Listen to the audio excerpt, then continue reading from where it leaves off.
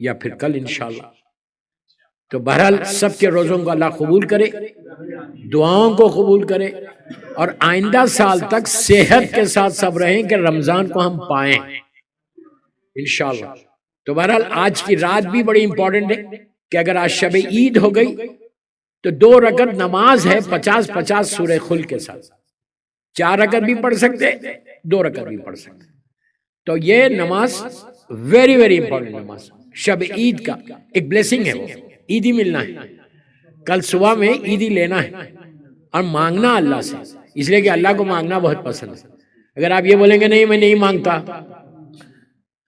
یہ کبھی نہیں کرنا، یہ غرور ہے.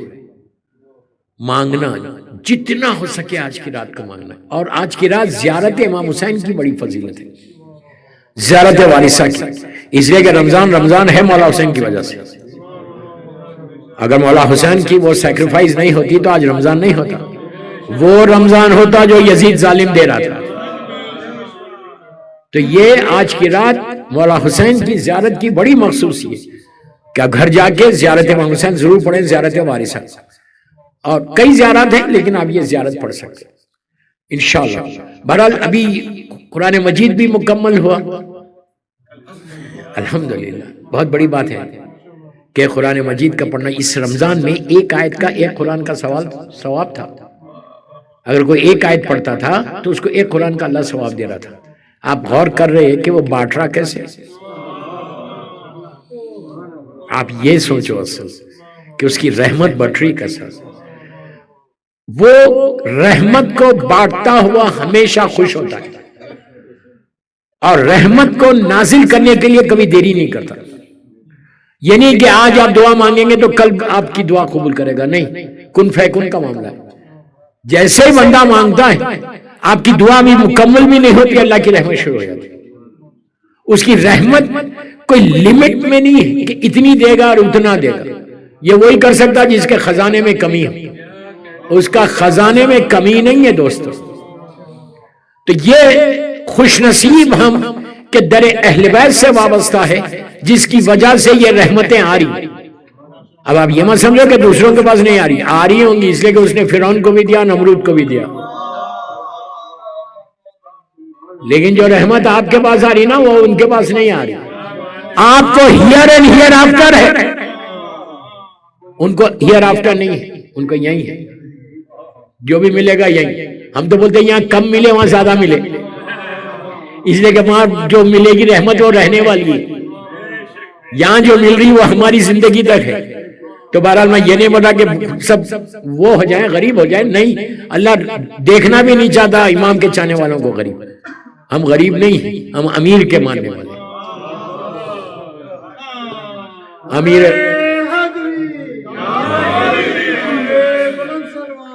اللہم صلی اللہ محمد. اور جو بھی رحمت آ رہی وہ فرزند زہرا کی برکتوں سے آ رہی. یہ ذہن میں رکھیے پورا سال جو بھی رحمت آ رہی ہے ہمارے پاس وہ میرے امام کے وجود کی برکت ہے، اس دور کے علی کی برکت ہے. ہمیشہ زمانے کے امام کے کئی نام ہیں. اگر آپ یہ چاہتے ہیں کہ آپ کی طرف متوجہ ہو جائیں، امام ہمیشہ ہوتے ہیں لیکن آپ چاہتے ہیں کہ فوراً، تو امام کو یہ نام سب سے زیادہ پسند ہے، یا فرزند مظلوم بی بی زہرا. آپ کو معلوم امام کیا بولتے ہیں اس پہ؟ تو نے مجھے میری دادی کے رشتے سے بلایا ہے. غریب امام کی زندگی کا ایک عجیب واقعہ ہے. زندگی کا کیا، ان کے روزے کا واقعہ ہے. 2 منٹ کا واقعہ سن لیں، اس نام کی برکت کیا ہے. عجیب واقعہ ہے دوستو. سید علی رضا مولانا، یہ مولانا نہیں، 100 سال پرانی بات ہے. بہت ہی ہمارے دور کے، اپنے دور کے بڑا متقی انسان.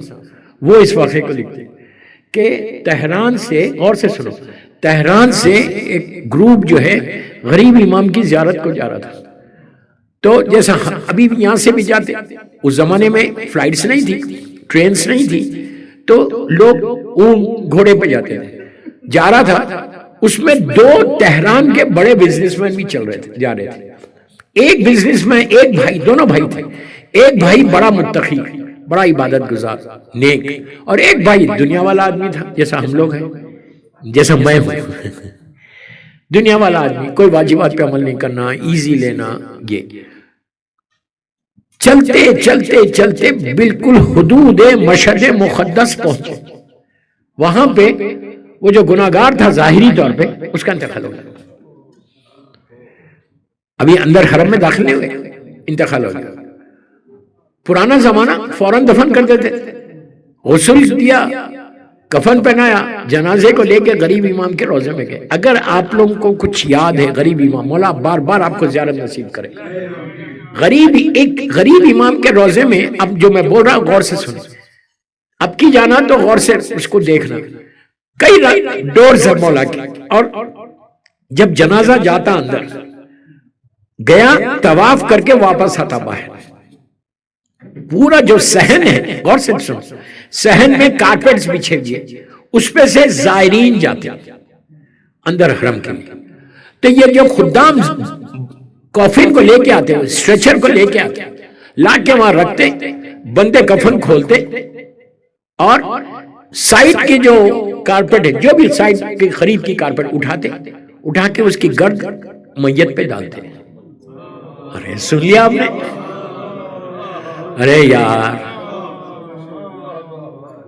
جس کارپیٹ پہ زائرین پیدل چلتے وہ کارپیٹ بول رہا ہوں، مقام زائر کا اندازہ لگاؤ، ڈالتے، اس کے بعد لے کے جا کے دفن کر دیتے۔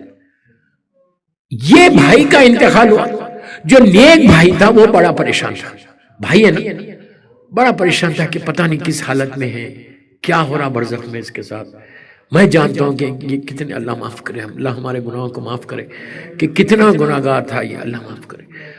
بس یہ سوچتا رہا 3 مہینے کے بعد جو نیک بھائی تھا زندہ، غور سے تھا، اس نے خواب میں دیکھا، سید علی رضا اس واقعے کو لکھتے کہ وہ جیسے جنت میں جا رہا، اور دونوں سائڈ پہ بڑے بڑے پیلسز ہیں، محلات ہیں، ہر محل پہ کسی کا نام لکھا ہوا، ایک محل پہ اس کے بھائی کا نام لکھا ہوا۔ یہ پریشان ہو گیا کہ یہ یہاں کیسے پہنچ گیا۔ یہ کہتا بھائی کہ میں باہر کھڑا ہوا تھا، میں نے دیکھا کہ میرا بھائی اندر سے بڑا عالیشان لباس پہن کر باہر آیا، اور اس کو دیکھ کر، بھائی کو دیکھ کر سلام کیا۔ اس نے کہا یار تم یہاں کیسا آ گئے، یہاں کیسا آ گئے؟ اس نے کہا جنت آسان بات نہیں ہے، تم یہاں کیسا آ گئے؟ تو اس نے کہا بھائی اب تھوڑی دیر سن لو، بھائی جب میرا آخری وقت آیا، میرے گناہوں کی وجہ سے میں آگ میں گر گیا، خلصنا من النار یا رب، تعجب مت کرو، اللہ معاف کرے ہم کو۔ تو کہتا ہے کہ میں آگ میں گر گیا، ملک الموت نے مجھے آگ کے ذریعے نکال دیا میری روح، اور میں تڑپ رہا تھا، فریاد کر رہا تھا، تم لوگوں نے مجھے غسل خانے میں لے کر گئے، میں سمجھا پانی پڑے گا آگ بجھ جائے گی، لیکن آگ بجھی نہیں، اور بھڑک گئی۔ میں چیختا رہا، پکارتا رہا، میں اس کو بہت شارٹ کر کے پڑھ رہا، میں اپنے ٹاپک پہ آ رہا۔ اس کے بعد کہتے ہیں کہ اس نے، تم لوگوں نے کفن پہنایا، وہ کفن آگ کا بن گیا۔ اس کے بعد میرا اسٹریچر لے کر چلے، وہ پوری آگ نکل رہی تھی، خلصنا من النار یا رب۔ یہ میرے جملے نہیں ہیں، کہتا ہے کہ جیسی ہم آگے بڑھے، اور وہ حدود روزے کا جو حدود ہے، باؤنڈری ہے، ایک چیز یاد رکھو، ہر معصوم کے روزے کے حدود ہے، باؤنڈریز ہیں، کربلا معلی ہو، نجف اشرف ہو، کاظمین ہو، سامرہ ہو، مدینہ منورہ ہو، مشہد مقدس، ہر معصوم کے روزے کے حدود ہے۔ اگر جب آپ حدود میں داخل ہیں، عذاب کے فرشتے حدود میں نہیں آتے،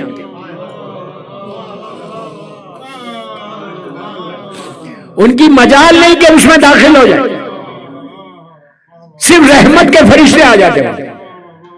تو کہا جیسے ہی میں وہ حدود میں داخل ہوں، یہ فرشتے ہٹ گئے، پیچھے ٹھہر گئے، اور رحمتوں نے اللہ کی مجھے گھیر کے اندر لے۔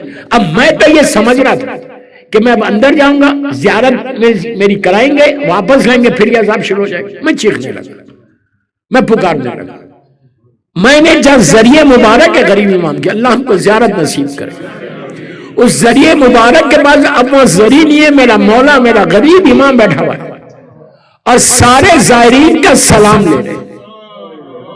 آپ جو سلام کرتے ہیں ایسا نہیں ہے، سلام واجب نہیں ہے، جواب سلام واجب ہے۔ آپ یہاں سے کریں، روزے میں جا کے کریں، آپ بولتے السلام علیکم یا امام رضا غریب، تو مولا جواب دیتا ہے، واجب ہے سلام کا جواب۔ تو وہ کہتا ہے کہ میں دیکھ رہا کہ میرا غریب امام سلام کر رہا، جواب دے رہا سب کو، اور ان کے پہلو میں بزرگ شخصیت کھڑے ہوئے۔ نبی خضر کے بارے میں بتایا گیا کہ وہ نبی خضر تھے، وہ کھڑے ہوئے، اور میرا سٹریچر اندر جانے لگا اور میں چیخ رہا تھا کہ میرے مولا مجھے بچا لو، میرے مولا مجھے بچا لو۔ میرے گناہوں کی وجہ سے میرا مولا پلٹ کے بھی نہیں دیکھ رہا مجھے، اتنے میرے گناہ، اور مجھے خوف کہ مولا آپ کے پاس سے واپس جاؤں پھر یہ عذاب شروع ہو جائے، مولا مجھے بچا لو بچا لو۔ بار بار امام رضا کو پکار رہا کہ یا غریب امام یا میرے مولا مجھے میری ہیلپ کرو۔ جیسے ہی میرا ذریعہ مبارک کے پاس میرا سٹریچر پہنچا، میں نے اس بزرگ شخص سے کہا کہ آپ بولے مولا، انہوں نے کہا نہیں میں نہیں بولتا۔ پھر اس نے کہا یا امام رضا، تو یہ بزرگ نے کہا امام کے اس نام سے کیوں نہیں پکارتا تو؟ آپ سمجھے؟ اس وقت اس نے کہا یا فرزند زہرا، تو میرا مولا ایسا پلٹ کے کہا تو نے میرے دادی کا نام لیا یا میں نے تجھے معاف کر دیا؟ آپ سمجھ رہے؟ روز تسبیح پڑھو بی بی کے نام کی، زمانے کے امام کے لیے کم از کم 18 مرتبہ روزانہ یہ پڑھو یا فرزند زہرا ادرکنی، یا فرزند زہرا۔ کیا جا رہا آپ کا؟ نماز کے بعد پڑھو، گاڑی چلاتے ہوئے پڑھو، کوئی مصیبت آئے پڑھو، کوئی پریشانی آ رہی پڑھو، کوئی دعائیں قبول نہیں ہو رہی مولا کو پکارو یا فرزند زہرا یا فرزند زہرا ادرکنی۔ آپ جتنا ہو سکے جتنا پکار سکتے۔ دیکھیے اس میں فائدہ کیا ہے، آپ کی زبان پہ نام زہرا،